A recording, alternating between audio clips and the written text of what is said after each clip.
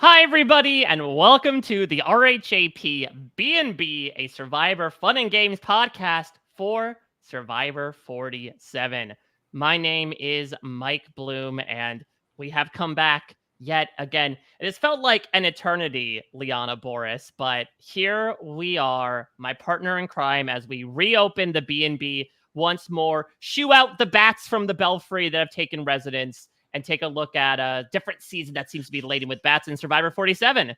Oh my gosh. I am so excited. It did sneak up on me. I'm not going to lie. Did I binge all of the interviews yesterday? Yes, I did. But you know what? Now that I'm here, now that I've met the cast, now that I've been able to assess, analyze, and now I'm going to talk to you. Oh boy, I'm so ready for the season.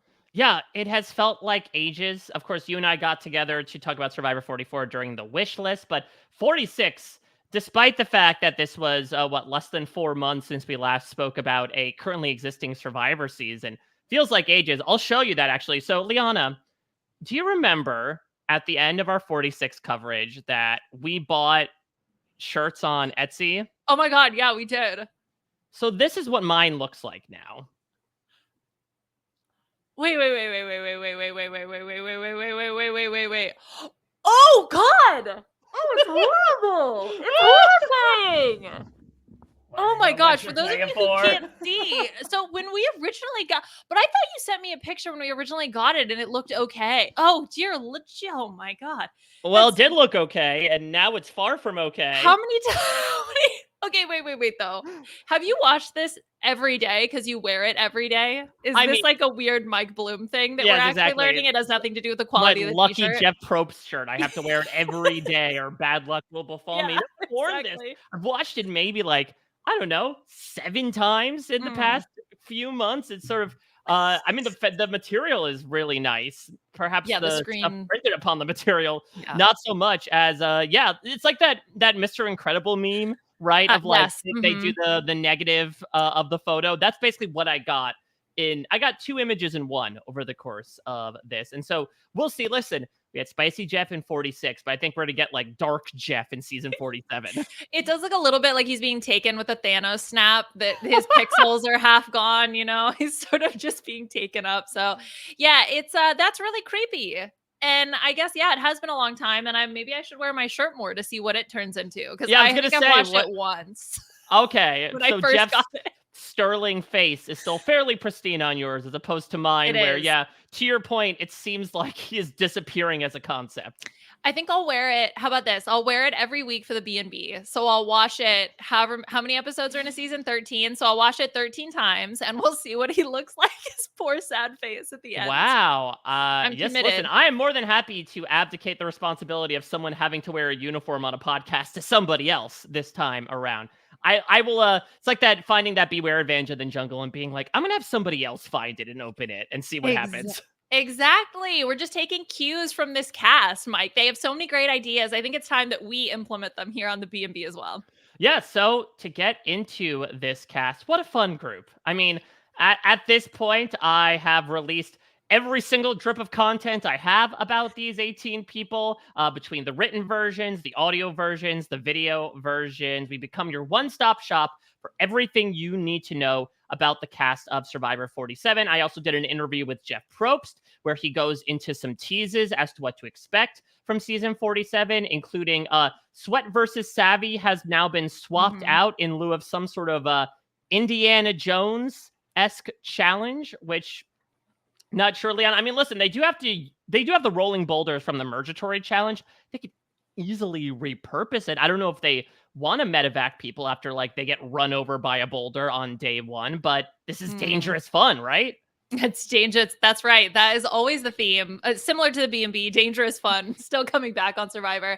That's what I thought of. Obviously, thought of the big rolling ball, thought of having to weigh out things, it's got to be the same weight, you have your that's so stimulating supply. I know. Well, it's gonna make for great TV. Okay, you have your fishing supplies and now you have to get sand to weigh exactly the same amount as the fishing supplies, and then you can swap them out so you can take them back to camp. Yeah, I'm very curious to see what this is gonna be. I mean,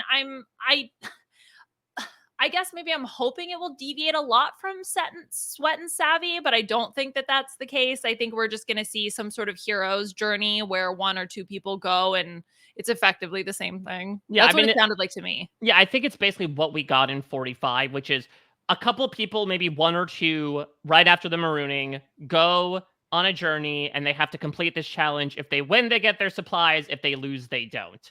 So yeah, it becomes much less of a Sweat versus Savvy and more of a hero challenge, as you're mentioning. And so it should really be interesting because, look, you can find any reason under the Fijian sun to vote someone out first.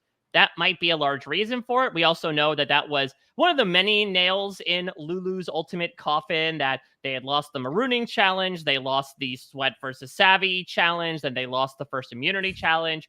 I don't know, Liana, do you see any sort of disaster tribe out of this group? I didn't initially, but there is one that I find a lot of fans are circling around based on the look of the cast. Oh, interesting. I didn't have an initial impression of one that I thought was really going to flame out. I think if I absolutely had to pick one, I'm between red or yellow. Mm-hmm. Blue seems relatively solid to me.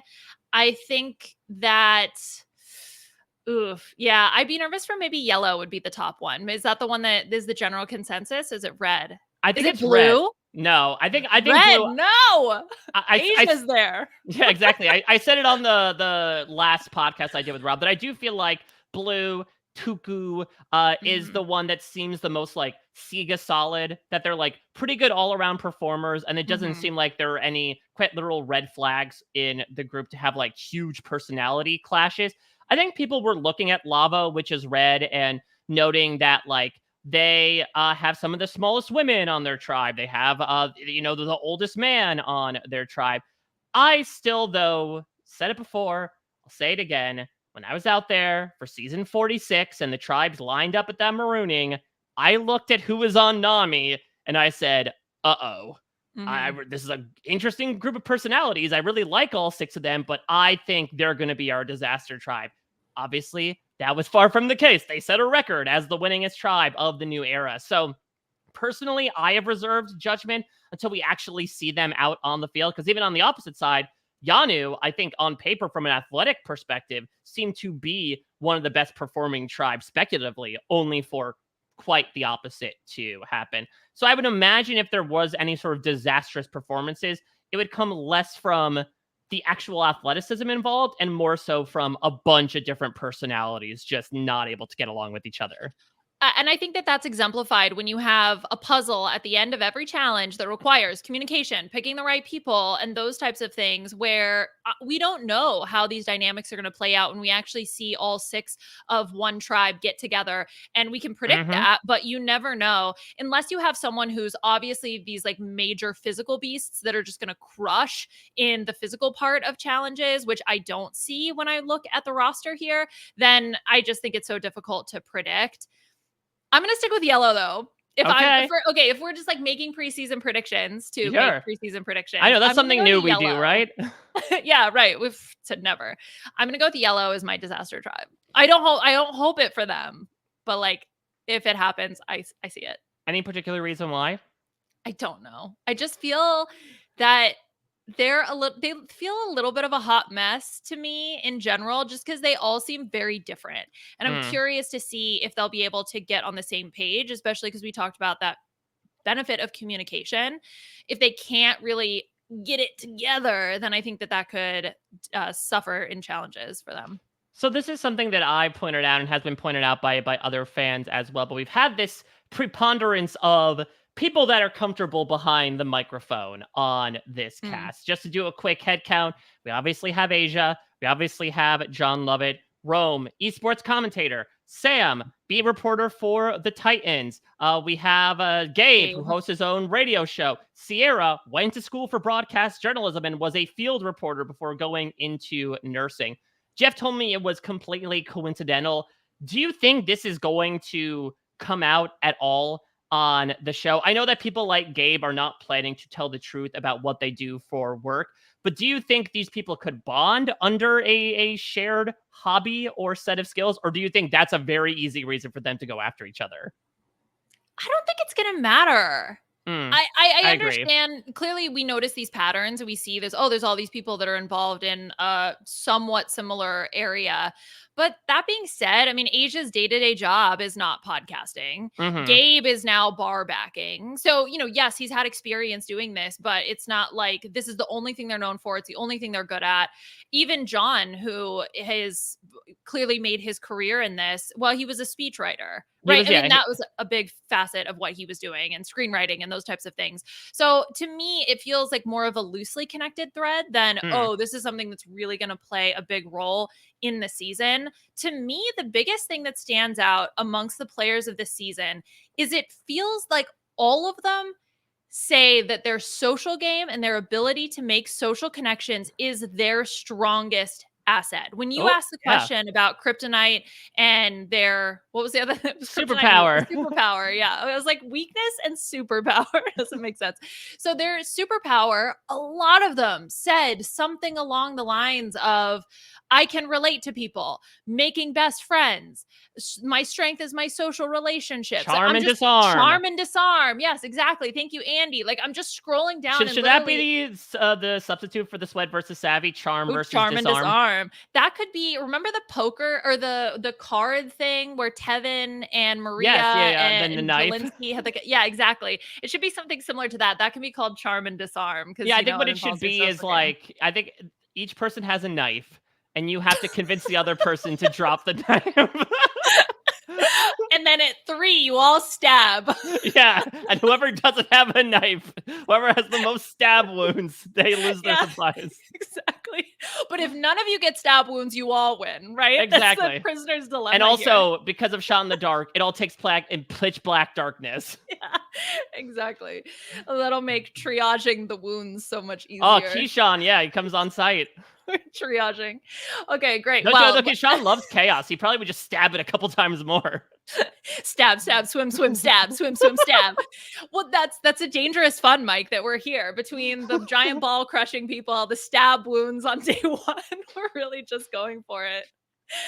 No, anyway, so okay, so to go back to the fact that everybody, oh, I make fast friends, Hmm. right? Like there's all of these people that are talking about how that's their strongest asset, and when everyone has that as their asset, two things could happen. One, either it doesn't matter, you're all in the same playing field, or you start to see striations within the people that are good at it, right? You take the valedictorian from every high school, put them in the same room, you make them take a test, you're going to have a distribution of scores. So I think that within these very social people, we're going to see who's the social of the social, right? Who Mm. can really compete here when it comes to out charming and disarming the other players.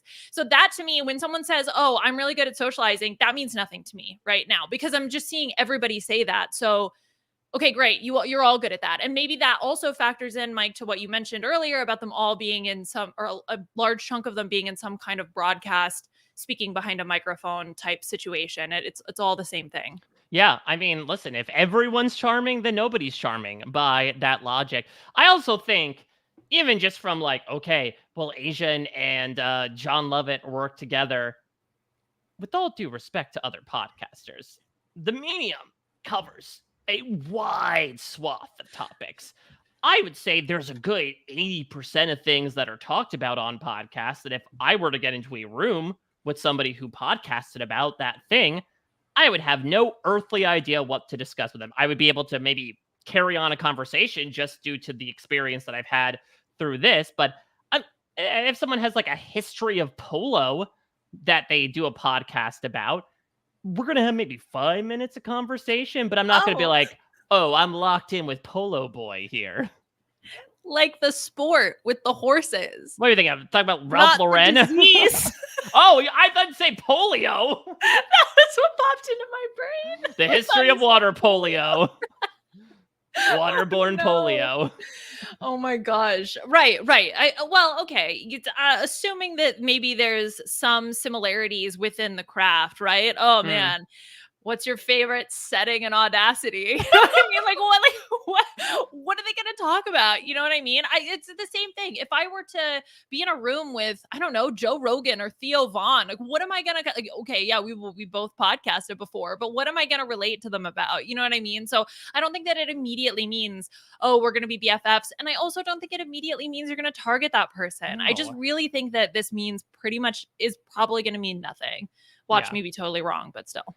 Well, I think maybe, it's less so about the podcasting and more about maybe in Asia's sake, the secret as well, that she's a podcaster. At least like she says that she's going to be open about it, but we also know from what Teeny has told me that they're going to do a little bit of mutually assured destruction initially with, okay, I know your secret and I won't tell anybody so we can work together. So I could see if that secret gets out, it could become a big to-do of, oh, they kept this secret from us and they're a podcaster, which means they're really good at speaking, which means they'd be a huge threat in Final Tribal Council. We've got to get rid of them. And I guess the question is with John Lovett, who is someone that is probably going to wear that as soon as Jeff calls him out on the mat on day one, is that going to help him more because he's more upfront about it? Or is it going to hurt him more because everything I just said that could be levied against Asia could be said against John at a much earlier time? Right.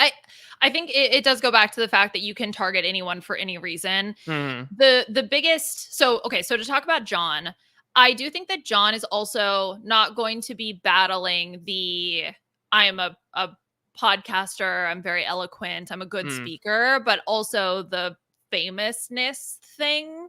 Now it seems like nobody really recognized him, so maybe that's not going to be a problem. If he mentions like, oh yeah, I do this, blah blah blah, everybody's gonna be like, okay, cool, and then just sort of move on. But that could be potentially an issue for him. And then for Asia, yeah, it does come back to being more the secret about it.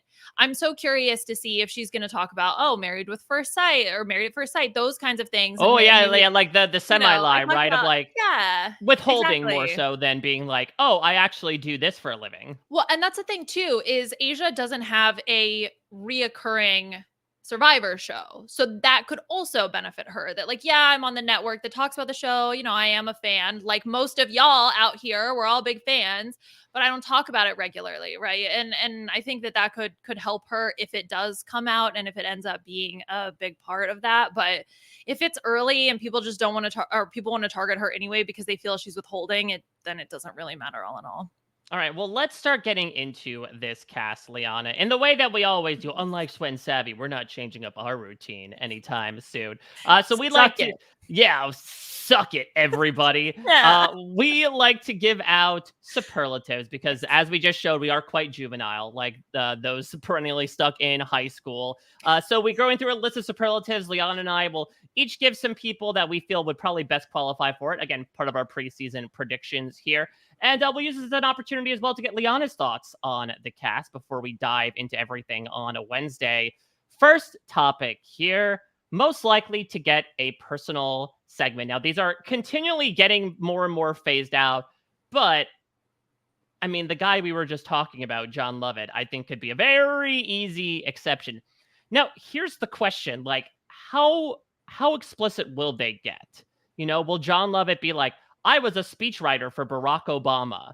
Or is it just, I do political podcasts? Like, are they actually going to name drop Pod Save America or Love It or Leave It on the show? Do you remember what they did for Mike White? I mean, explicit were they? And hey, this guy is famous. I'm pretty sure somebody mentioned to him in the edit that like they liked School of Rock. Okay. Because I would kind of assume that he would get the Mike White treatment, whatever that was. I don't remember.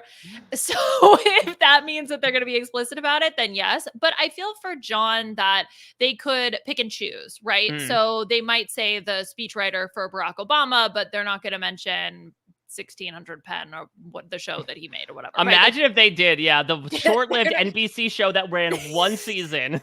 They're going to read out his IMDb credits.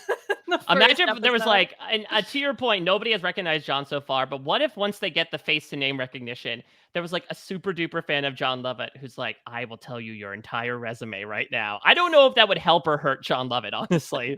He seems like the type that actually might be rather perturbed by having like a super duper fan of his in the game. Right. Because what do you know about me? You know, it's that parasocial relationship. It's uneven footing, and that makes for a very awkward social situation. You want to get rid of that person. I think John is a shout. I think also because they're gonna want to highlight that. I mean, what was the whole thing? Oh, John applied. He applied normally, and then Jeff got excited that he applied. So come on, Hmm. like he's gonna get something. He's gonna get some kind of content. The other person that I thought will get a personal segment is Kyle. Mm. He has a really interesting story, especially I feel like the family stuff is going to play so well with, oh, had this really difficult childhood and I've worked so hard to create a family of my own and I'm doing it for my family. That's so classic Survivor, right? I could just hear it. So for me, he was the top person that immediately stuck out that was going to get a personal segment. What are your thoughts on Kyle? Because again, I think his disposition and certainly the way he looks at the game is rather unique to the new era. I feel like he is very Ian Rosenberger-esque, not only in his looks, but perhaps Mhm. maybe in the way that he likes to talk about the game. Yes. Right. I mean, he mentions JT as the person who he relates to, this very good old boy kind of energy, very truthful, family man kind of stuff. Jesse, I think, was the other person that he mentioned. Hmm. So clearly that's consistent. And the fact that he mentioned that his weakness would be hurting people or being afraid to turn on Well, people. imagine if he goes to that first charm and disarm challenge. Oof, he's going to drop the knife. He's not going to stab a single He'll person. throw it into the ocean. Exactly. He's getting rid of it. Ugh, obviously the cutthroatedness I do think is something that you're going to have to have. And to me, the perfect example of this is the D versus Austin comparison, right? Mm. Where D's, I'm not telling you, Austin, I need to tell her kind of situation, right? And that would make me nervous for Kyle. That being said, I do think he seems like a really, really sweet guy. So if we're going on social relationships, he might be able to bond quite well. It's just that a little bit miss of that cutthroatedness that makes me nervous for him, especially when it gets later down the line in the game. So, speaking of Kyle, he actually lines up nicely with the next superlative, which is most likely to get a purple edit. Just because I do feel that, to your point, they have tried a little bit more recently. Kenzie being a recent example of like highlighting social game, which is kind of this Mhm. invisible factor, but matters so much in a game like Survivor when you're living with these people 24/7. They've tried to make it more of the edit, but I do think if Kyle is planning to play a game where he's just going to be like this very nice man who's working on the shelter and says like, listen, I'll go with wherever you want to go, it's okay, then I could see him not necessarily popping when it comes to airtime. It's almost like JP-esque from Heroes, Healers, Hustlers, and things like that. And things like that. The other person that I had up there, unfortunately, would be somebody like Rachel.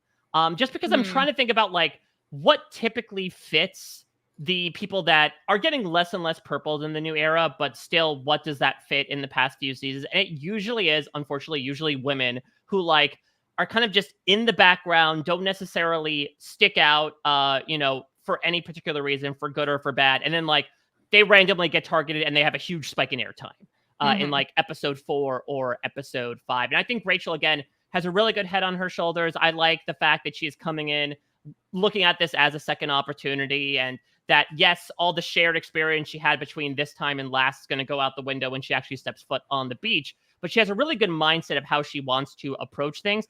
I just think from an airtime perspective, she's an incredibly pleasant person. And I don't see her necessarily like going full gem from the beginning and being like, ha ha ha, suckers, I'm going to trick you all immediately. Here are all of my schemes. Seems like she's really just going to chill out, act only when she feels like she needs to act. And that might not result in the most peak amount of airtime. I first started going through the notes that I had taken when I was going to identify who was going to get a purple headed. And I said, who's the shortest? Who did I write the least about? And Oh, they're Rachel going to say was like that height wise, person. the camera's No, just no, not no. focused on them. They just get, yeah, they got a purple edit because the camera just couldn't pan down, right? It's fixed. They just couldn't get them in the frame. Sorry. It got Sorry. edited out of the Sorry. show. Yeah, maybe that's why Chelsea had such a bad edit in Ghost Island. She was so short. They just Yeah, couldn't pan people don't down. say that she was 3 feet tall. And she was sitting, so they couldn't even see her at all. I mean, it writes itself. Mm. So Rachel was one of the people that was on my list as well, and The unless she can get in maybe with the nicknames, I enjoyed Snacks. Oh, I love Snacks. We Snacks love was very Snacks. fun. I also love that Rome comes in like heavyweight style with this giant bag, like, oh, we can't use these, okay, and then just like cartoonishly dumps all of these snacks on the ground. I also imagine it's kind of like Santa Claus's present sack. Like it just keeps dropping. He just keeps pulling it out like a clown car, right? Yeah. It just keeps coming. Also Rachel did say, I believe Omer was one of the people that she related to. Mm-hmm. Bit of a red flag for me. Now knowing Omer, I'm going to give her the benefit of the doubt that, she only saw his edit on TV, but now that we know Omer, clearly red flag, don't model your game after him. So yeah, there wasn't a whole lot to go off of. I did enjoy her take about idols and advantages set you up to fail. Yeah. Which also means that she's not going to go for them, which again might also contribute to a lack airtime. of time. Yeah, exactly. So Rachel was one of the people. The other person that I put, which I really hope that this doesn't happen, is Saul. Okay? Mm. And it was because in Saul's interview, I wanted to know more. I felt like I just didn't get enough. And I'm so nervous for him in confessionals. He's just not going to give those sound bites. He's not going to be able to give the editors what they need in order to put together a compelling story with him as a major player. But I want to know more. I need to know more about this man. I feel like I don't know anything about him. He doesn't even know why he got picked for the show. I don't know why he got picked for the show, but I really, really, really want to know. It's that Saul power. It's something that's inexplicable. It's a je ne sais quoi. It just must be. I wish you had been out there in person so you could have picked up a little bit of the Saul energy. Anyway, Yeah. I hope it's not him, but I am a little bit nervous that it could be. Maybe it's just that he's in that poker face mode 24/7, right? He likes to play poker, and maybe he's going to eventually drop the guys and we'll see. Or maybe it's also like, how Cyclops wears like the ruby quartz visor, Yes. because if he takes it off, it'll just be blistering eye beams that cause Yes. wanton destruction. Maybe that's it. Saul's only holding back with like 5% of his Saul power when he was talking with me. That's right. Well, he does say he wants to use idols as weapons. Mhm. So that feels sort of similar in our fighting stabby game of Survivor. Ooh. Maybe he'll be able to bring it out. Yeah, keep the idol around your chest so that when someone tries to throw a knife at you in the dark, it'll bounce right off it. Boom. There you go. Self-defense tips here on the B&B. Next level strategy. What to do with an idol. Well, to that point, Liana, most likely to flip on their number one ally. Now, the really interesting thing about this is that this was basically the theme of Survivor 46, besides what our next superlative is going to be. And certainly it was a topic of discussion. The people on 47 had only seen about 3/4 of the way through 46, but obviously it was very top of mind with a lot of these people turning on their number ones. So all that being said, who among this cast would be the most likely to continue the trend? I said Sam. Mm. I said Sam specifically because he picked Harvey Specter as his loved one. Uh-huh.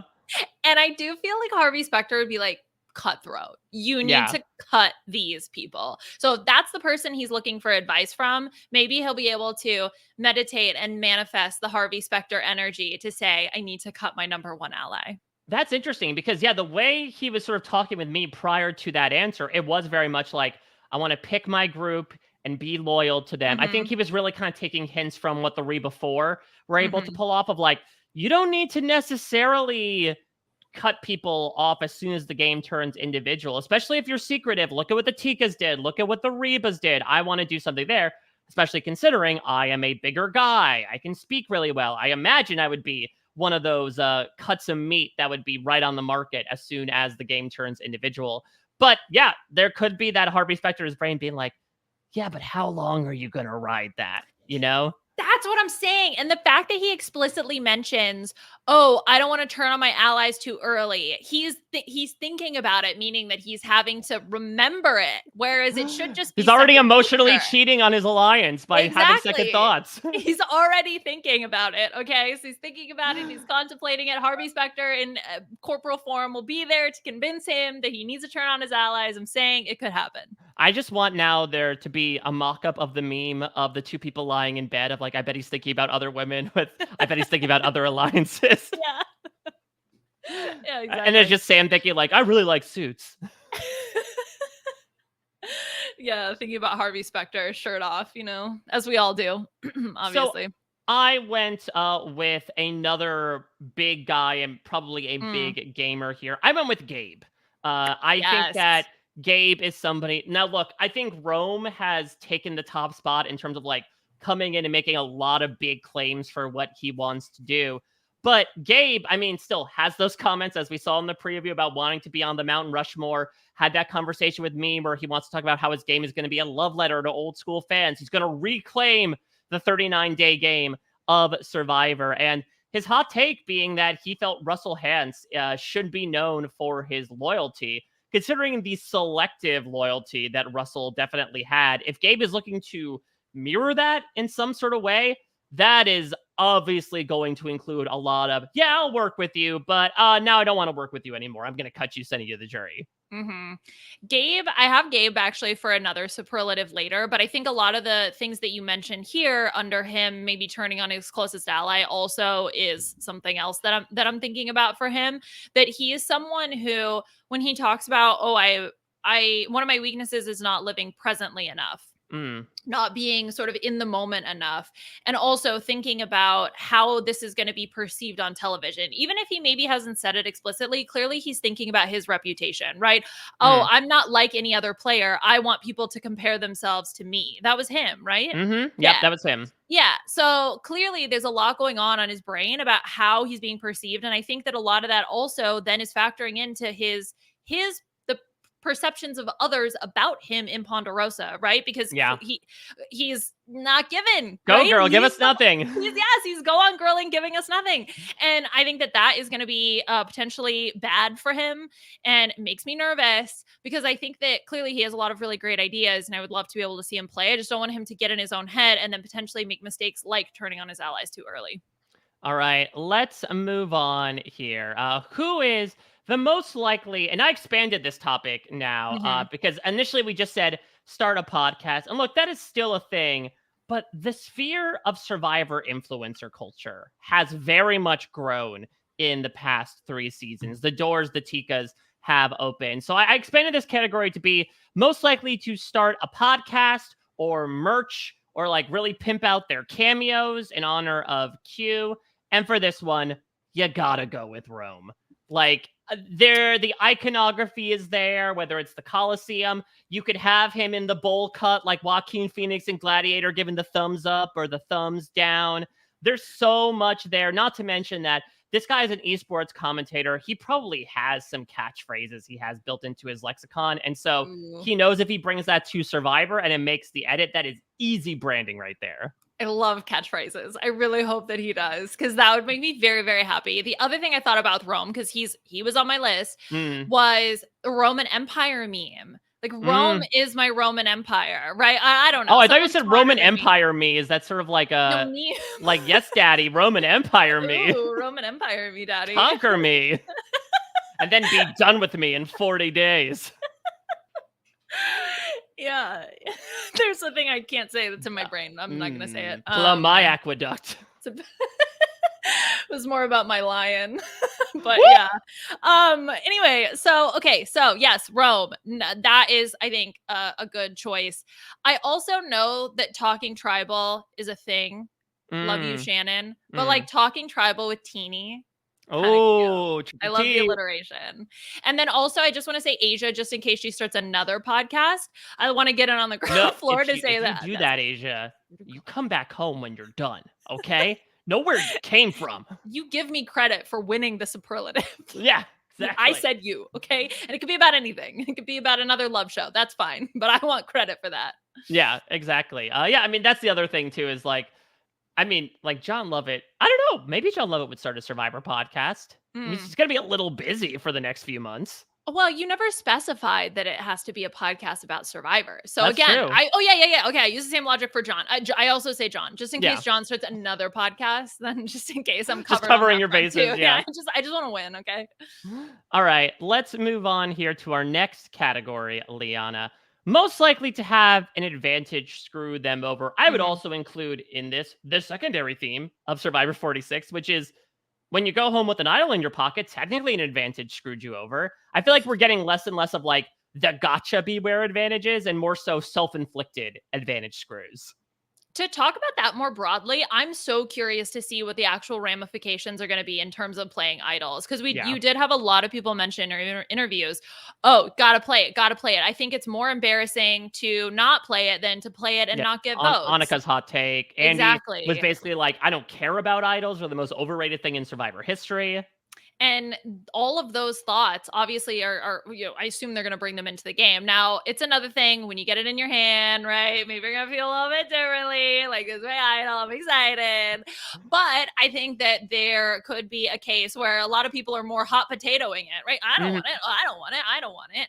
And that is also what inspired my answer for this, which is Genevieve, who Mm. I love irony, and the fact that she said, I'm going to lead people, to the idols, the advantages, and then sort of try to, screw them over, do some sabotage it or whatever, do something super cute.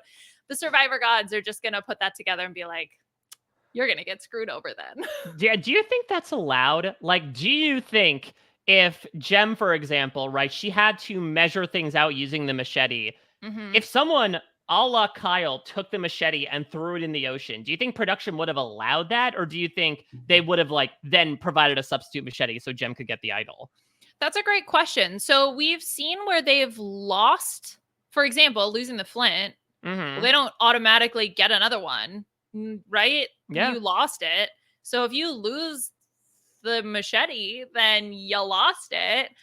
But there were no idols in play, right? That Right. you require that was required. So I don't know what production would do. They probably want the idols in play, so I think they're gonna give them they're gonna That's give the it back thing. I in. mean, that's the other thing as well is you talk about it from the contestant perspective. Let's talk about it from the production perspective. Like, I think the idol train was very fun to watch, but there was always something in the back of my head of like, yeah, but production probably wants these things played, right? Yeah. Like, it's a spectacle in the moment, but as a concept, they would much rather have idols played than idols not. So I also wonder from a beware advantage perspective, what will the task become? And not to say that these tasks were not easily accomplishable. It was just that people felt so safe for whatever reason that they sat on them. But I will be intrigued to see from both sides of the ball how they approach, again, the incredible, unnatural, record breaking run that was set up last season. Do you think because the idols were so difficult to obtain that you had to go through all of the rigmarole, people were less likely to play them because they were harder to come by? I Or mean, they felt like they were harder to last come season, by? though, was pretty, I wouldn't say pretty easy, but it was only dependent on you losing an immunity challenge. That's true. It's not like they had to burn a candle Burn a candle at or tribal. go on a whole scavenger hunt trying to decipher things on your sign. So that's the other thing. I think one of the reasons why they incorporated that into the 45 one was because they knew they had the 90 minutes. Now that they know 90 minutes are here to stay, I'll be intrigued to see if it is going to be more of a Mhm. multi-step process as well, much like it was for 45, because that's also really fun and it could set up more ideas for sabotage. On the note of Genevieve, I didn't even think about this both in the moment talking with her and, relitigating the interview, litigating, ironically enough, with Rob. But I realized that after a lot of people pointed it out, Genevieve has a lot of Parvati energy to her. Mm. I really liked her. I don't know if she's Same. gonna do well, but Yep. from her interview, I really enjoyed just her general energy. It felt chill, a little bit more Mm. on the chill side, social but chill. And I think that that could be advantageous for her. Not that this cast is necessarily full of super aggro people. Right. Yeah. I think this is continuing to kind of stick to the pattern we've been seeing in the new era, which is odd number seasons are probably the more down to earth cast by comparison, and the even number seasons is usually oops all wackadoos. Yeah. So a little bit less oops all wackadoos for this cast then. And her sort of just like, yeah, I played Baldur's Gate, so I didn't end up making a lot of fire. There was something so nonchalant about the way that she delivered this. Like, you're getting a potentially once in a lifetime opportunity, and you're like, but video games, which I completely relate to, by the way. Yeah. I'm not I know. saying this in a bad way. I saw Dwight post something about that. Yeah, being like, honestly, if BG3 was Same. out when I was getting ready for Survivor, the exact same thing would have happened. Yeah, exactly. Exactly. Yeah, and just kind of I don't know, like the weakness being like the yucky. I just don't like the yucky stuff. There's something really cute about that.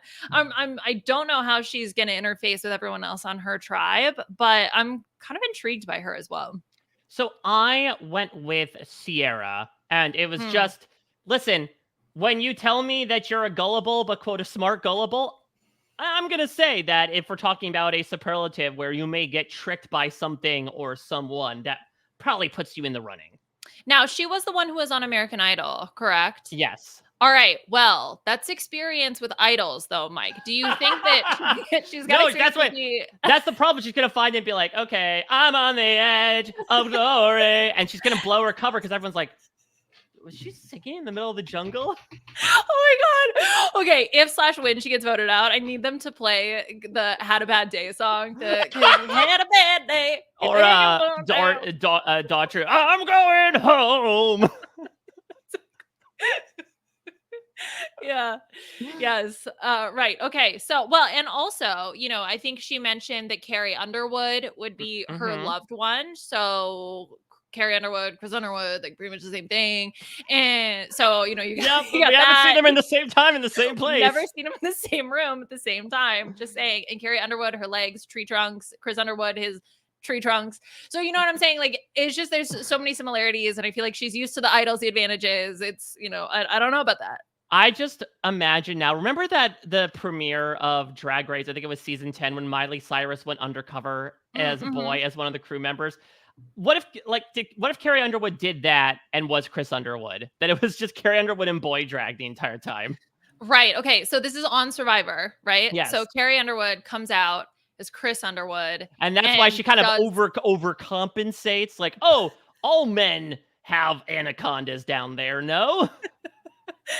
But then does she sing? What happens? Well, yeah, I think that's why they didn't show her on the edge. It's because she sang a lot of copyrighted material. Oh. And so they're like, you can't show any of this. But she's like, but I mean, oh, darn. Chris. Don't give yourself up, Carrie. Chris. Hello, my name is Chris. Nice Hello, I'm Chris Underwood. I'll show you how distant I am from the good Christian woman. I'm going to make a perverted socks startup to show I'm definitely not Carrie Underwood. Totally normal. All right, next up.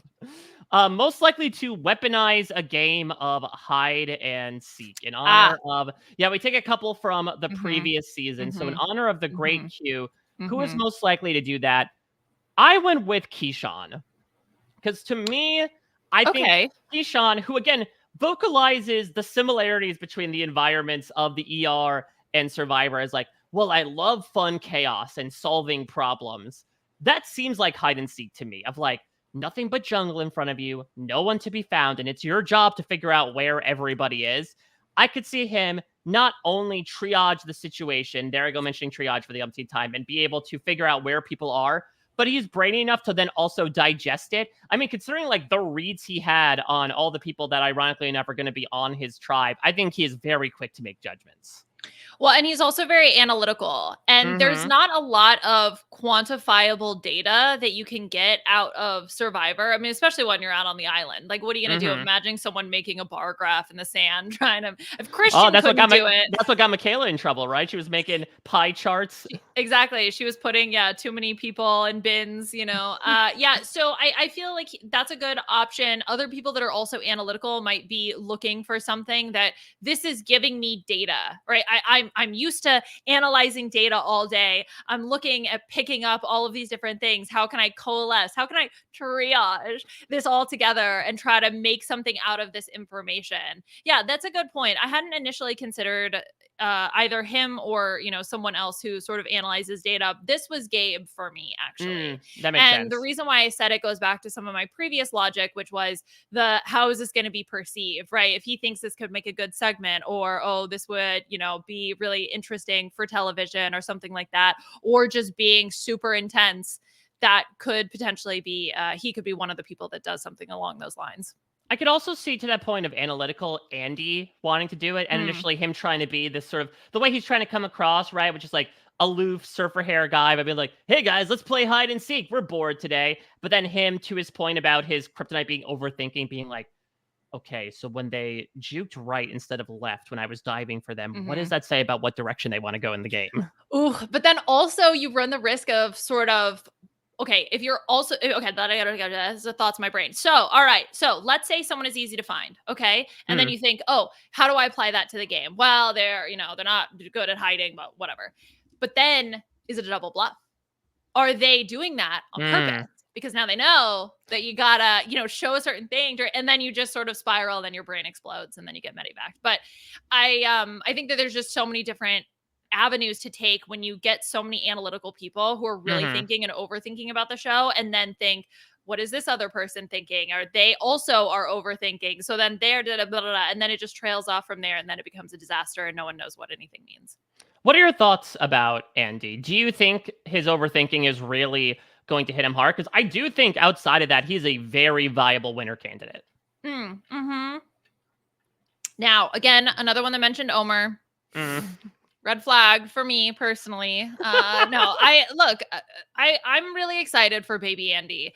I do think that if he can get with Asia and maybe Teeny, I think that those three would be willing to work together, because I think Hmm. that they do seem to have an understanding of, look, we at least need numbers to get distance in this game. We Yeah. cannot be targeting people too early. And I'm hoping that that's something that he keeps in the back of his mind and doesn't overthink and sort of self sabotage, because I do feel like he's kind of the type of person that might get in his own way. Mm. And I'm really hoping that that's not the case. The fact that he mentioned Ferris also, oh my god, if he could play a Ferris game, what an amazing thing I that mean, would it'd be absolutely incredible. be. The problem is he has to find a Kirby, right? He has to find someone that both wants to always get rid of him, yet always keep him in the game at the same time. And Mhm. Kirby was a once in a lifetime character, as was Ferris. That might be tough to come by, though. I also did see a lot of commentary after my Tiana interview that she reminded them a lot of Kirby as well.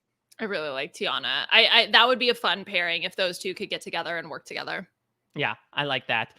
Last but certainly not least, in honor of the one, the only Liz Wilcox. I don't know if we're getting Applebee's back. I feel like this is the auction where we get it like every couple of seasons or so. And how can you top, of course, the incredible viral meltdown that happened?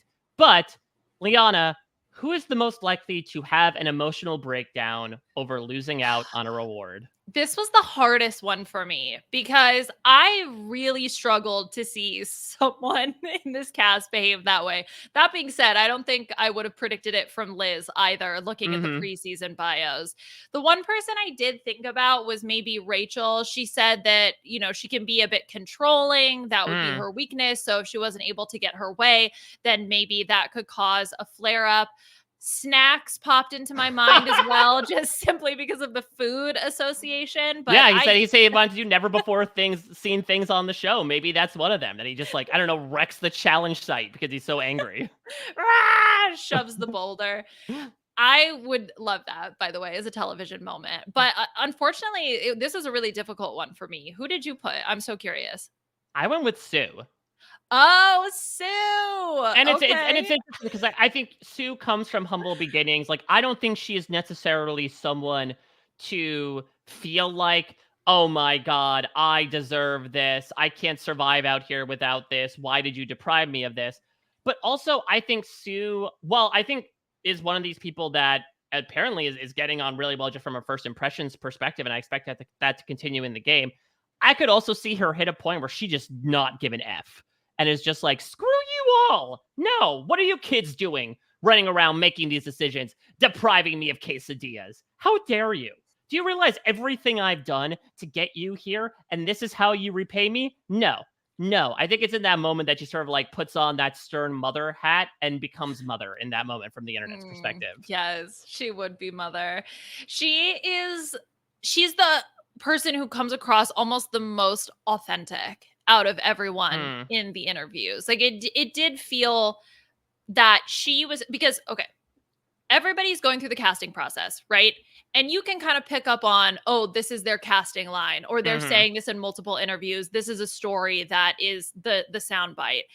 And I didn't really get that with Sue all that much. It just felt, this is a stream of consciousness. This is what I'm thinking about. This is what I'm saying.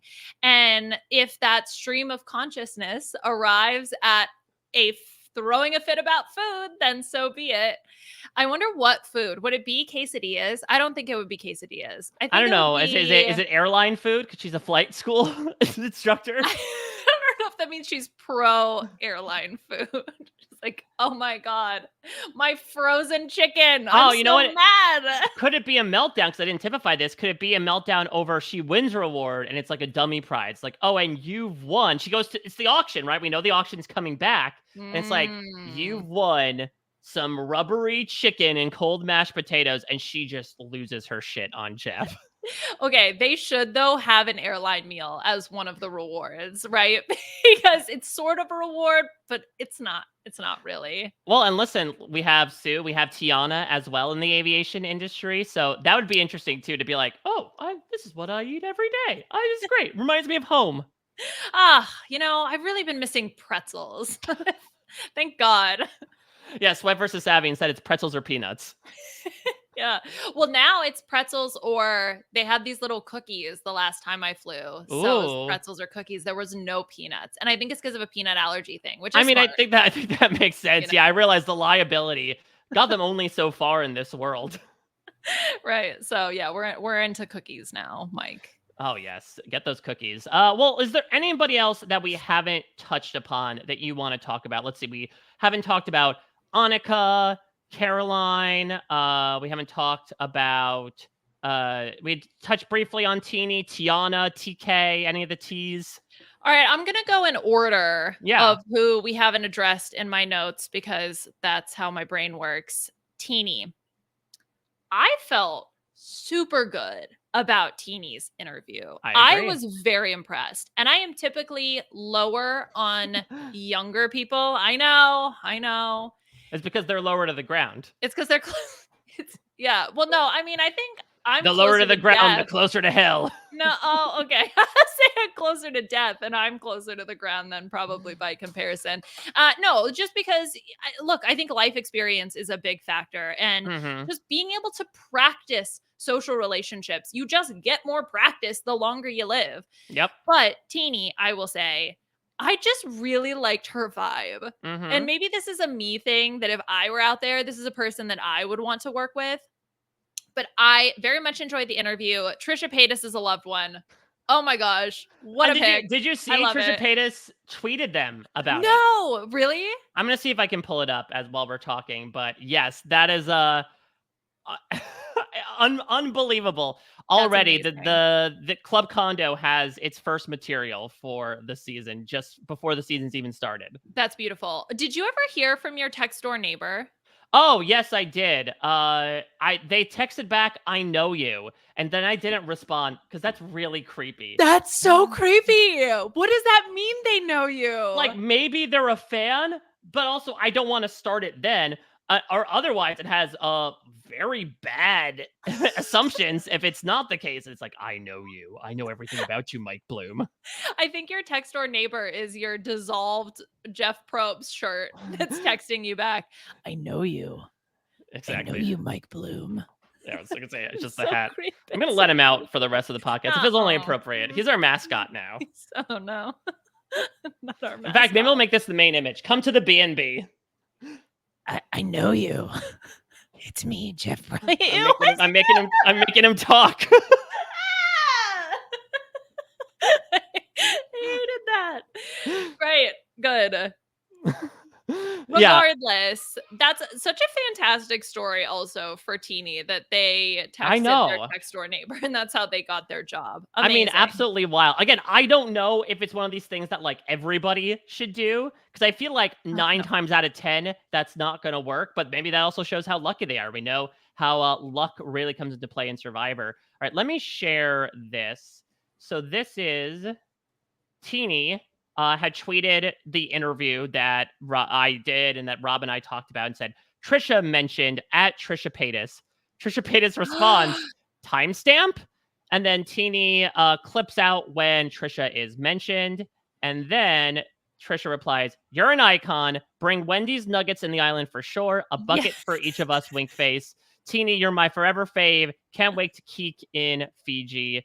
Crying face, Yes. heart emoji, heart hands emoji. So That's amazing. look out, Sia. There's a new benefactor in town. It's Trisha Paytas. I don't know what CBS would do about that, but love it. All right, who else did we not touch on? Anika? Is that how you Annika, say yeah, her name? Annika. Annika. Great. I liked Annika's vibe as well. Mhm. She was another one of the people that said, you know, the idol, talking about the whole idol situation. So I love that Yes. she's picking up on that. The issue with her being very expressive. We've had competitors, other Survivor players in the past who have listed this as one of the things that is, you know, their weakness. Right. And Like, oh, I can read my face all the time. exactly. And at least so far, we haven't seen that be an explicit reason why someone is voted out. So maybe that won't get her in too much trouble. Although, you know, it does make me a little bit nervous. You got to be able to like conceal, at least to a certain extent. But she also seems like someone who is similar to Genevieve, maybe going to play it a little bit more chill potentially, right? Like she knows that she's the project manager, but I'm here to play it carefully. But who is the so apprentice? as long, yeah, well, you know, you're fired. So as long as she Well, don't say stays fire. chill, as long as she's chill, then hopefully that will help her out. Who else? John, we've talked about. Rachel, we talked about. Sam, Sierra, Caroline. Caroline. What did I think about Oh my god, Caroline's whole thing about what's his face? Sam's reading the book, yeah. Yes. I was sort of obsessed with that. The fact that she noticed that and then had an assumption based on it, that might get her into a lot of trouble on the island. If she sees one small thing and then sort of extrapolates and makes it into a whole situation. Completely. She's going to see two people talking about their favorite types of chocolate and be like, they're plotting against me. This is it. I'm playing my shot in the dark tonight. I'm doing it. That also to me goes along almost with the bluntness thing where she talks about that she appreciates Emily and Tori's bluntness. And as someone else who also very much appreciates bluntness, and I loved Emily from her season as well, this makes my heart happy. It also makes my heart nervous. Because we've seen how that could play out, especially Emily being the person who maybe was going to go home the very first episode. Yeah. Hopefully things go better for her. Technically Emily did end up making it quite far. So maybe at the end of the day, I do want it to go same thing with Tori, right? That like she was in the conversation for going multiple times over. Exactly. Hopefully it will go a little bit better for her. And I hope also that her ADHD doesn't end up being as much of a detriment as it was for Jess, right? Who also was dealing with the same thing. So hopefully that will be a little bit more of a smoother ride for her. Yeah, well, I think, it seemed like she was maybe getting more sleep than Jess Splitford. I think just really compounded on everything before, it turns out that Caroline is also like, oh, I haven't slept in 6 days. Yes. I'm unwinding right now. Yes. Last are the 2 T's on Blue, I believe. So Tiana and TK. Tiana, obviously love because Liana, Tiana. Okay, our names are similar, and it's been a long time since we had a Liana on Survivor. That's why I love bikes. It just sounds so similar. It's pretty much exactly the same name. You guys are. It's like text twins or text neighbors, right? Yeah, name door neighbors. A couple letters off. It's pretty much the same. You should text Tiana, DM her saying, "I'm your name door neighbor." Yes. So anyway, I'm excited for her. I think that the fact that she mentioned, oh, I'm working on grip strength, I'm doing planks in my tent or whatever when no one's looking. She's preparing, she's thinking, hopefully won't get in her head too much. And I just really liked her energy. I almost feel like there was nothing in her bio that I would say like, oh, really love that she said this. Ooh, that's a big red flag. It was just kind of vibes. Yeah. I just liked her vibes. I agree, and I think that's going to be the problem, is that, especially in the wake of watching Dee do, sounds like I'm singing scat. Dee do. Like run spot run. Dee do. Now I want that shirt. But I am nervous that she could be somebody, especially when it turns to the mid merge, is like, Mm, oh God, everyone loves Tiana. We have to get her out. Because I think there is so much good stuff for her on paper. She's athletic. She is so amiable. She has a really great vibe, as you're mentioning, but she has enough of a game sense where she's not afraid to make those moves and she's able to mask it by being this friendly persona. So I just imagine it's a matter of when, not if, that she's going to get caught out for mm. that. But I mean, we had Kenzie get called a mermaid dragon in episode 3 and win out to the end. Who's to say it might not happen for the third time in a row with the social queen? Mhm. The other thing too for her, it was the thing she mentioned right at the end, and it wasn't, I don't even think it was an answer to one of your questions. She just said, I'm just so thankful for this opportunity. Like, I'm just so grateful to be here.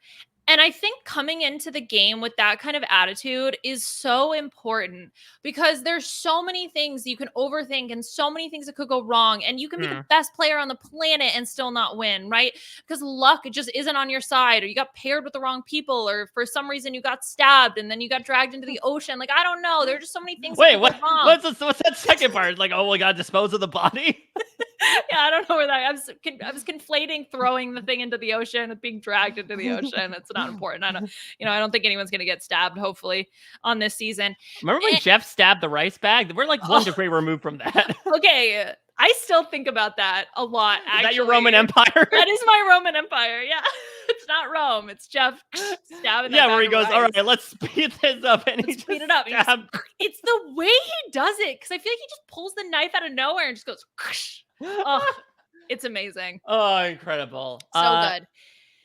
Yes. So that attitude. Anyway, so I really think that attitude is going to be so helpful for her, because you just wake up every day appreciating that you're out there. Right. And I think that puts you in such just a positive headspace. Hope if she can maintain that to play the game. Yeah. I mean, I think what's interesting as well is that she didn't mention this in my interview, but it was confirmed via her like meet the cast interviews on CBS that she was the alternate for 45. And so I think, much like I talked about with Rachel, that sense of gratitude probably comes from the fact that she's like, yeah, a year ago I was out here and it was a pretty bad ending to it. So I am just happy that they gave me another shot at this point. And I think walking in with that sense of gratitude, it's rather unique. It's only specific to her and Rachel at this point, but I think it does give her a very unique headspace for the game.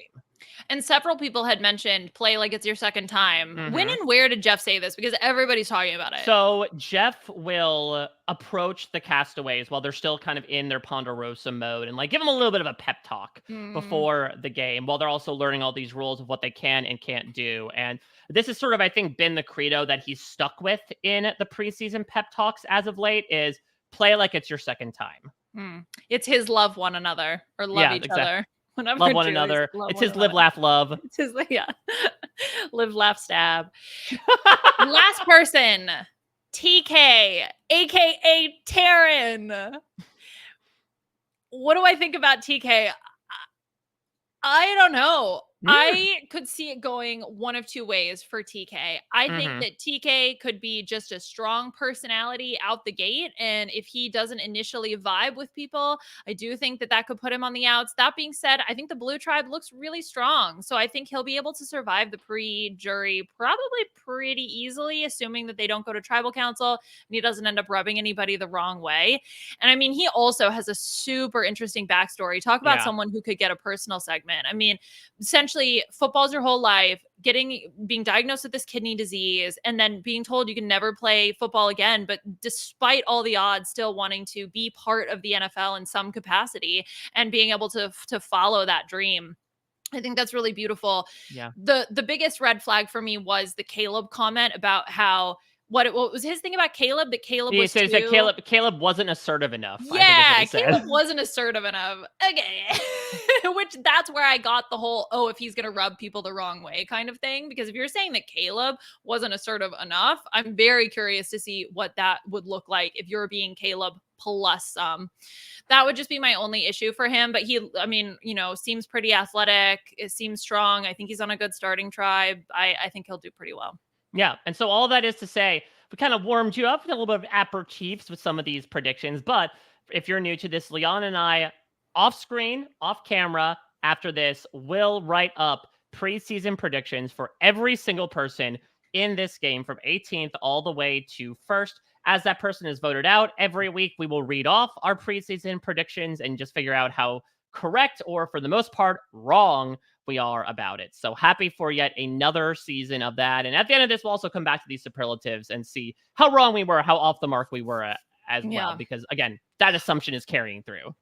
Yeah, it's just a good humbling experience to be so wrong so often. You think you know everything? No. You get brought down to earth like the shorter people amongst us. This is what I'm saying. Talking about a show, I mean, we're Monday morning quarterbacking, right? What do we know? We don't know anything. We're Monday morning quarterbacking, but we also haven't seen the game. We're like, oh yeah, when Patrick Mahomes threw 3 touchdowns and like he throws 1, it's like, well, I'm sorry. But we have the assertiveness of, I know exactly what's going to happen. Oh, yeah, I know exactly how these players are going to play, so.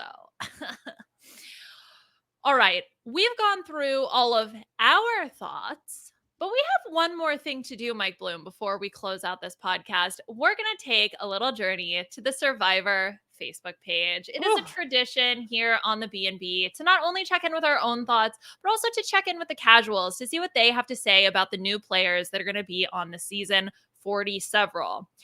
So what I've done, because this is the way that the Facebook page does it, they'll post a minute or so long video about each one of the cast members, and the casuals are free to comment on those videos. And so what I've done is I have pulled comments from these videos. It's up to you, Mike, to guess who that comment was about, or technically what video it was commented on. Gotcha. Right? I will also say that your household has become infected because I don't know why Puya insists on like monitoring the Big Brother version of this when there's not even a B&B. He still is doing, I see him doing Casuals Corner, basically being like, the casuals are not happy about this. Like, I don't know why there's a need to wade into that swamp if you're not motivated to do so. Okay. There is somewhat of a justification for it because there's been so much voting. There's been a lot of voting in the season of Big Brother, and understanding where the casuals are feeling out people that can obviously make a big impact on the vote. So there is an actual reason for it, but I mean, you got to go in with waiters, a hazmat suit. You know, you got to be ready for this, okay? Because can be an unpleasant experience, to say the least. But, you know, I've synthesized it all here, so hopefully this will be a most pleasant game for you, Mike. Oh boy, we'll see. Are they pleasant comments? Do they like this cast? Oh, no. No. Yeah. So I would say in general, they are not super positive on any Survivor cast that we've had recently. And that trend very much continues for this group of individuals. Okay. I mean, look, I sent you, Mike, a message that was from a comment. I'm not including it here today, but essentially they said that, how on earth can you people decide to hate this woman from the short clip? And that's sort of a general trend that persists throughout all of the videos. So if they're a little bit negative, then I think we know why. Let's start things off with our first comment. So you have to guess whose video this was on / who this is about. Okay. Comment number 1. If he thinks he's going to be Joe Cool and run the show, he won't last long. Okay. So there's a couple things I'm thinking about here. Because on the one hand, look, not to typify too much or stereotype, the casual audience seems on the older side. So there is a shot that they might actually be referring to the Joe Cool character as personified by Snoopy. There's also another side where they're interpreting it as Joey Amazing and misremembering his name. Oh, see, I interpret it as the cigarette company Cool. Oh, like Camel Joe? Camel Joe, yeah. Yeah, that's what I interpreted it as. Which that's maybe something more about me than it does about anything else. But yeah, and it is spelled JOEKOOL, which is why I thought Cool cigarettes. So Joe Cool. So, sorry, what's the comment again? I got hung up on the reference. If he thinks he's going to be Joe Cool and run the show, he won't last long. Joe Cool and run the show. Mm-hmm. My memory is not as up and up about the CBS videos specifically. So I'm trying to think about who will say that they're going to run the show. I'll just say Gabe.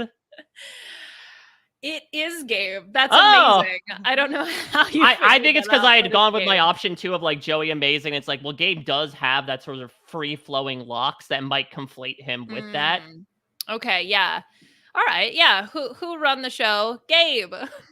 Kind of makes sense. I can see it. Let's move on to your next comment. Gabe Beyonce, is that a thing? We'll ask him on. Comment number 2. For real, this clown never spent a day in nature. Oh, okay. So John Lovett obviously is someone who I can't remember again if it's a CBS video, but he made a lot of references about the fact that he had never spent some time out there significantly. Mm-hmm. But I'm trying to think about who else did they specifically gendered a man? There are no gendered pronouns in Okay. this comment. What For real, what this was I clown thinking? never spent a day in nature. Oh, this clown never This spent a day in clown, nature. yes. Is it TK? It's Rome. Rome? Because I remember TK in his video had referenced something about like, oh, I'm trying to get used to all the creepies and spookies. Mm-hmm. This one was on Rome's video, so I don't know if they're just going based on vibes, but they also said about Rome, which I'm not sure if this is a compliment or an insult. Well, he sure has confidence. Or, well, he sure has confidence. I That's don't the know which way thing. you read it, right? Difficult to interpret that tone through I text. mean, This has me sitting up at night, hours on end. I choose to interpret it as, well, he sure has confidence.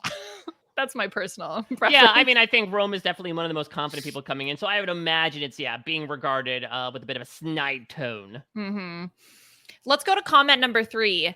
Yeah, this guy looks like he might annoy me as much as that silly little Cochrane fool did. That silly little Cochrane fool. Not that silly little Cochrane fool. I don't know which is the most insulting part of that phrase. Is it silly, little, or fool? I guess it's little. It's probably You don't think it's little. fool? Yeah, it might be fool. But like Cochrane himself would be like, yeah, I'm a fool. I'm a jester. Like I think little would imply like, June, Jeff Probst, I'm bigger than sliced bread with that man. And he is Survivor. Do you really think I'm that little? Well, what little silly fool do you think this comment is about? Oh, I think it's gotta be John Lovett. Yeah. Yeah, I feel like who gives off the most Cochrane vibes, despite all the comments throughout the new era of like, oh, we're only casting nerds, they all look the same. John Lovett personifies that nebbishy quality the most. There doesn't seem to be a ton of overlap between the Survivor Facebook page and John's media empire, because as far as I could tell, no one seemed to be, oh, I know this guy from blah, blah, blah, whatever, right? No one seemed to recognize him. Instead, most of the comments were like the aforementioned comment or something like, this guy's a marshmallow. No thanks. Thumb down emoji. Or podcaster, influencer, like counts. Nobody is impressed. Like I don't know. counts? Look, maybe he said like a lot, and so they had a counter from it. I don't know. Or does he like vampires? Oh, he's a really big fan of Count Dracula. Yeah, exactly. Yeah, Well, or the Count on Sesame Street. Very big 1, 2, 3 loves counting guy. votes. He loves to count votes, right? All right. You are impressively 2 for 3. Let's see if you can make it 3 for 4 with your next comment. I won't be watching after they allowed Maria to be screwed over. Oh, okay. This is fun. Of course, making reference to the collusion that happened between Kenzie and Liz. I won't be... Now, this is a stab in the dark, if anything, because this is in response to nothing. Like, this could be a video of a tree for 3 minutes, and this person would come out of the woodwork to say this. So I'm just gonna, let's see, I have 15 choices left. Let's say Asia. No, not about Asia. Anika. Mm-hmm. Annika? Anika? I Annika. know I've already asked Annika. you. Annika. Yes. Okay, great. Just Now, that was Monica about without the M. Annika. Yeah, that was about Annika. Don't know why. Don't know why we're talking about that, but that seemed to be the general consensus. Not watching after Maria got screwed over. Your next comment. Yet another horrible choice, and I didn't even watch. LMAO. Yet another horrible choice, indicating the choice to cast them, the choice to do another season. Yet I assumed to another. cast them, maybe. Oh, you know what? I didn't even think about that because I assumed I didn't even watch related to the video. But maybe it applies to the season? See, that's interesting because again, you would imagine that perhaps an avowed enemy of John Lovett would post exactly that. But I'm Ooh. trying to think of like who would garner that type of response. So it's not really about them. I will say, I don't know, Teeny? It is RHAP's own Asia. Yes! Wow. Another horrible choice, and I didn't even watch. LMAO. Was there anything RHAP related in the comments to her video?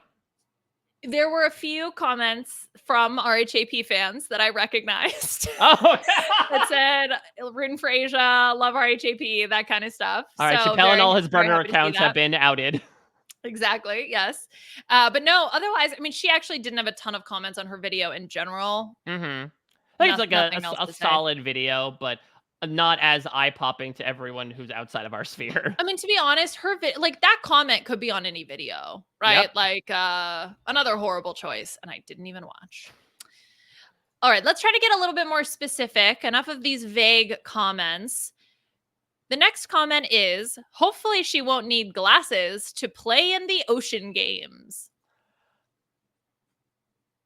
Hopefully, she won't need glasses to play in the ocean games. Do you think the ocean games is like the Hunger Games, but there's instead all- of no all- food, you're in there's the a ocean. lot of water? Yeah, you just it's Waterworld meets the Hunger Games. You abandon them in the ocean, and whoever treads water the longest is alive, and everyone else dies. And Dangerous listen, fun. you might need glasses. You can stab your competition.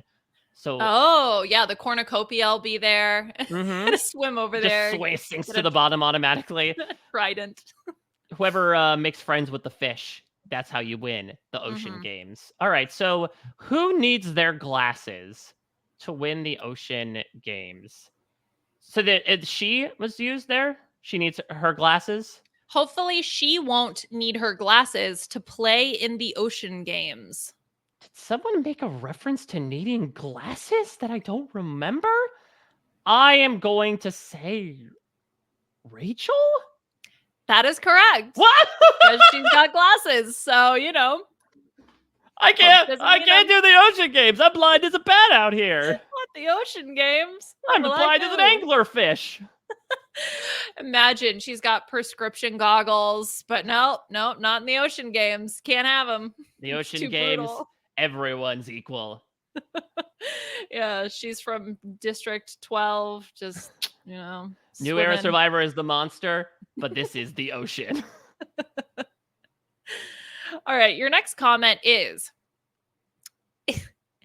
this entire season made up of fake AI characters? Jeff has looked like a robot has been wearing his skin for a few seasons now. All right, well. I mean, speaking of wearing Jeff's skin, Mike, you have the perfect shirt to show that off. It's so creepy. I hate it. Ah! Somebody's gonna this is basically a 1-star review of Jeff's Botox specialist, I think, by saying that he looks like some sort of cybernetic skin stretched model.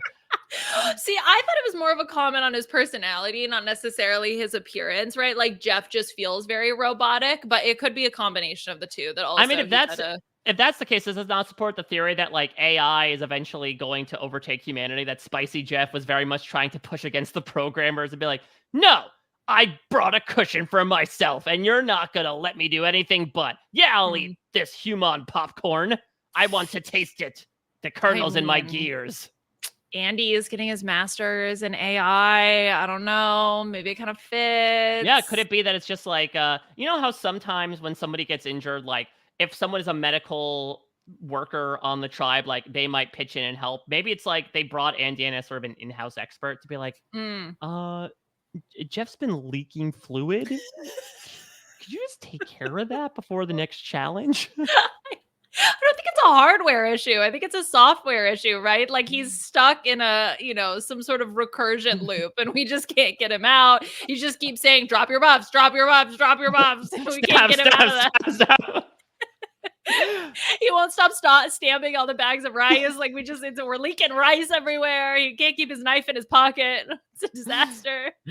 All right. So then in response to someone being accused of being AI generated, God, I'm trying to think about like what that entails. Nobody has 6 fingers here.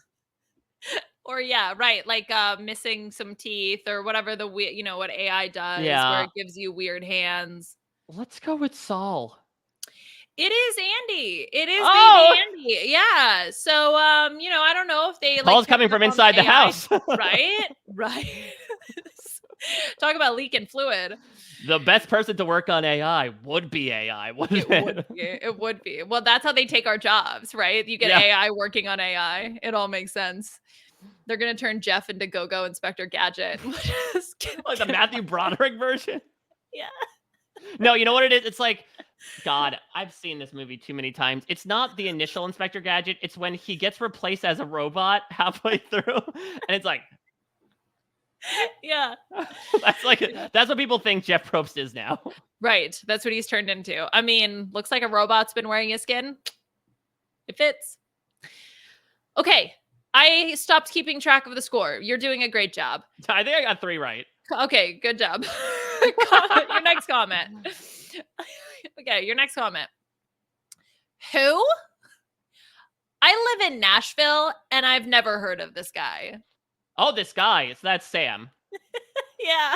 I just like the idea that you're like, I live in New Haven and I've never heard of this person before. Stop right there. I live in this major metropolitan city. I think I would have heard a little something about this person. I think I would have known of this guy. The other comment about Sam was, thought that was Dr. Will. Which, from afar, if you squint, if you don't wear your glasses for the ocean games. When I take my glasses off, I can see it. Yeah. Yeah. So that's Sam. Yeah, I'll see that a little bit, and maybe that means that he'll bring some of that Dr. Will chaos to the beach. It's like a similar facial structure. Obviously, I think, you talk about someone who said that they're just skin stretched over robot parts. I know. Yeah, Dr. Will did get a little bit stretchy. Speaking of Stretch Armstrong, you know who looks like Stretch? I will say Kyle looks a little Stretch Armstrong. In terms of his limbs? Specifically in the cast photo. Mm-hmm. I think it's the proportions of his shirt that make him look extra stretched out. Interesting. Okay, let me look up this cast photo. Yeah. Because I know this was the case on the Survivor Ghost Island. I think it was that they had sort of like done some sort of fisheye effect on the cast photo. So it looked like there was one photo they did where everyone was like, okay, now do a silly one. And I remember Jenna had her arm stretched out and it looked like it was twice as long as her body. Yes. Talk about Inspector Gadget. No, but I don't think it's a fisheye effect. I think it's a clothing proportion effect. Are you talking about like the cast photo or are you talking about his individual one? His individual photo. Oh, okay. Yeah, his individual photo. He's wearing shorts and a t-shirt. And there's something that makes him look like he's been a bit Stretch Armstrong. Maybe that's just what he looks like. And I have insulted the poor man.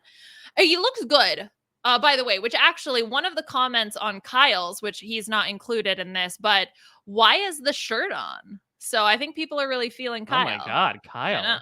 I'm just saying. Careful, folks. He has a family. Okay, so this is like the full body on Kyle. But I mean, you're zoomed in. You got it. Am I even further? Wow. Look at that family man. Let me see if I can do this. Doesn't he look like it looks like his torso's been stretched? Is it because a little bit? Yeah. So long. Yeah, that's a shirt issue. I think it might be that he has a long torso, and so it's like the shirt is gonna wear long no matter what, or oolong because he is Ian. Fair. Anyway, the other comment about Kyle was they'll vote him off right after he builds them a shelter. Poor Kyle. Might not be untrue, to be quite honest. Okay, you have one more comment, Mike. Okay. Let's see if you can knock this one out of the park. The comment is, you're not Amelia Earhart. There's only 1% of women working in the garbage collecting industry, so work on that. Okay, there's so much to unpack here. So they come in with the numbers of 1% of garbage collectors are women, I don't which know where they got that. I would imagine is incredible, probably in the trash along with these other takes. And secondly, they said like, Sue, who I'm imagining this is referring to, Yeah. quit your day job. If you're looking to really break down gender parity, start with the garbage people. Yeah, it was like, if you really want to break the glass ceiling, girl, get in a garbage collecting van, okay? Like, what do you even do? How dare you defy gender norms by flying a plane? You're doing a disservice. Like, what are you even talking about? What an odd insistence to make. Yeah, I know, right? It just feels like such a weird connection of just saying, first of all, you're not Amelia Earhart, which is kind of a good burn in and of itself, but I Yeah. don't understand the garbage collecting business. Anyway, I'm not sure either. I don't know where that information freely came from. Let me check. How many garbage collectors? percentage of garbage collectors that are women. Or garbage collecting industry was actually the specific term that they used. Well, according to careerexplorer.com, 13% of garbage collectors are female. Yep, there we go. Add a 3, keep the 1. All right. Sue, keep your day job. The other few comments, I would say Sue and Kyle had maybe the most positive, I would say, comments. The one of the ones about Sue was routing for you. So we love that. Speaking of AI, we love a good router. Awesome. You go, lady. Good luck. Okay. So, there's some people there that are rooting for Sue. All right. There we go. Though we'll see how much these opinions change over the course of the season. I'm sure we'll do some requisite check-ins with the casuals to see once we actually get to see these people play the game. I'm sure they're going to be collecting opinions like 13% of women garbage collectors do every single day. Wow. Way to break the glass ceiling and then clean it up. That's recycling day. Oh, sorry. Wait, but what percentage of the recycling? Oh, that's a great question. Yeah. Maybe that's the new frontier. Yeah, exactly. Like, that's the most sustainable thing. Yeah, right. We've done garbage. We've moved on. We're recycling now.